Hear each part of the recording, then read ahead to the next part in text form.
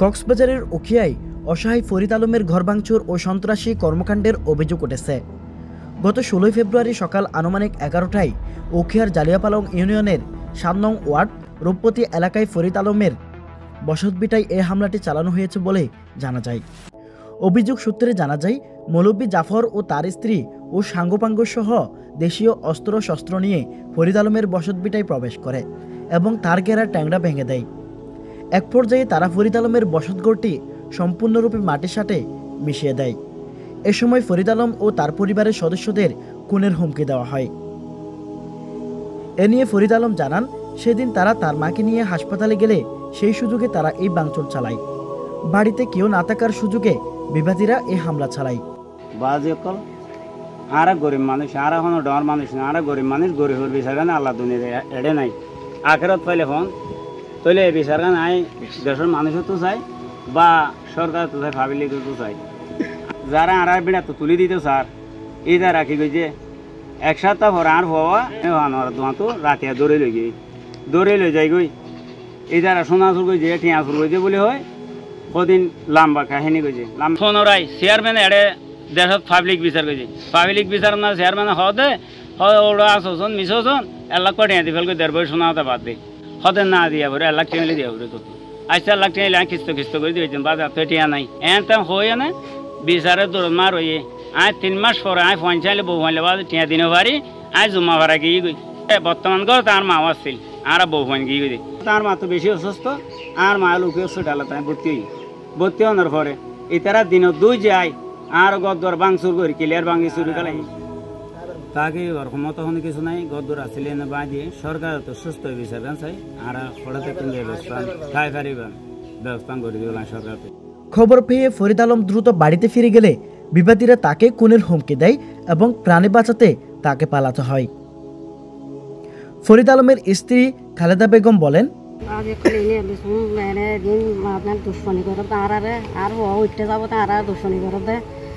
আর বহুত কিছু বহুত মিকা ফাঁসাইতে চাই হনমিকা আল্লাহ রাজি আছে আনুল্লাহ বলি না হনমিকা ফাঁসাই নেওয়া পারে আরও রিয়ে যখন হইয়া গরম আগে ফেলাই আর হড়া থাকিটা ম্যাম হইয়া না আর এডা আসি আইয়ানো পড়া আর মন তুষা মতো এনে গর আইয়ানো ফাঁক মাগি ফেলার কথা এখন নেল তোরা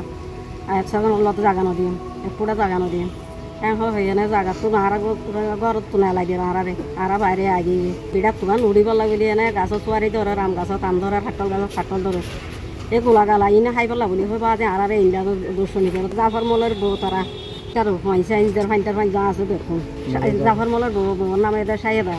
এ নিয়ে ফরিদ আলমের ছেলে মোহাম্মদ ইব্রাহিম বলেন, আর বর্তমানে এক বড় হওয়া এটার সাহায্য মানে বড় হতে পড়ালেখা করে না হলে আমি মেট্রিক পরীক্ষা দিন না পারি তার আল্লাহ বলি বেশি আশাসী নাতি না মেট্রিক পরীক্ষা দিয়ে মানুষের দেখা গেল কিন্তু কলম নাই না পারি তোর দিন দোয়ানো যায় 5 দিন পরে না তো 9টা বাজে যায় রে ইতারা যায় আর ডেকি মতর গি মতর হদ দেখা না করে আর হতি আই আসন হন মৌলভী জাফর আছে আসিনা আছে পুরো মৌলভী জাফর আসিনা আছে আসিনাবির হোকের রেজাল্ট করিম বলে তার আছে আর 500 জন বিভিন্ন ধরনের পঞ্চায়েত আছে তারা লয়ে রাখি আর ডেকি কিন্তু গাঁ হড়াজার হোসালে যাই হরি আনতে যাবি অহনা যাবি গাঁ আসি গাড়ি মতো তুলি লয়ে রে গালসি ভিতরে লয়ে ইতার ঘর গিয়ে দেখি দে হয়তো আর গস্তর গুজস মানে বিভিন্ন ধরনের মাঝে নক্ষেনে আর মানে মাধ্যর গুজে আর দমক দিয়ে বহুত কিছু দিয়ে আর বাড়িঘর মাংসর গুজে দে মৌলভী জাফর বলি হয় মৌলভী জাফরের বউ শাহেদা বেগমের হওয়া মোহাম্মদ আমানতুল্লাহ ইতারা ব্যাগুনের হতিন উপস্থিত চেয়ারম্যান ধরা আসলে উপস্থিত মানে গরমা একদিন আর দিন দামক দিয়ে না সুস্থ একখান বিশ্বাস আছে। ফরিদের অসুস্থ মা ফাতেমা আক্তার বলেন,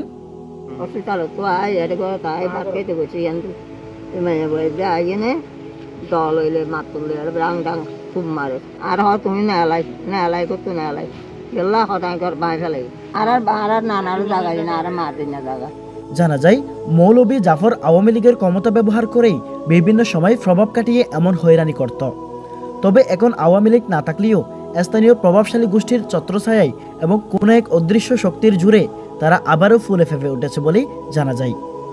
এমনকি মৌলভী জাফর আলমের স্ত্রী শাহেদা আক্তার জালিয়াপালং ইউনিয়ন পরিষদের বর্তমান প্যানেল চেয়ারম্যান আবুল কালামের আপন বোন পরিচয়ে প্রভাব কাটাচ্ছেন বলেও অভিযোগ ওঠে। এ নিয়ে প্যানেল চেয়ারম্যান আবুল কালাম মেম্বারের সাথে যোগাযোগ করা হলে তিনি কক্সবাজার জার্নালকে বলেন, ঘটনা হইলে বাজার চেয়ারম্যান জনার পরে আই সাথে ছিলাম ঘটনা হইলে ইন্টার যারও আছে ইটারও জমি নাই, যে জমি আছে এটা তোমার আমার সপ্তাহ আছে না রে, হাসপাতাল নাই ঘর ছাড়ে দেন না লাগবে। আজ ইয়ার তিন নেওয়া করো কেন আর বই রে যে মানে সঠিক জানে, কিন্তু তারপরও ব্যাংকে না দেখছি ইয়ার জমি টাকা নয়, হ্যাঁ গরিয়ার ওইটার ব্যাংকে হয়ে ফসল নোড়ে, ইয়ার তো ফসল নোড়ে ভাই। আয় তো এই মাঝে ফসল নদী